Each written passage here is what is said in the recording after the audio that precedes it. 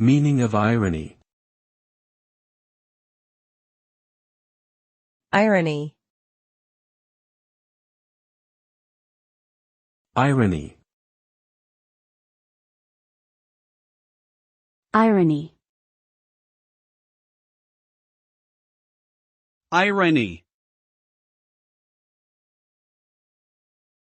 Irony is a literary or rhetorical device that involves expressing a meaning or intention using language that signifies the opposite, often for humorous or dramatic effect.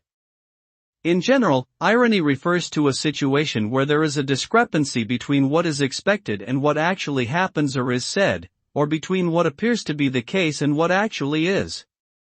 Irony can be used to convey a range of different emotions, from amusement to bitterness, and can be found in a variety of forms of communication, including literature, film, speeches, and everyday conversations.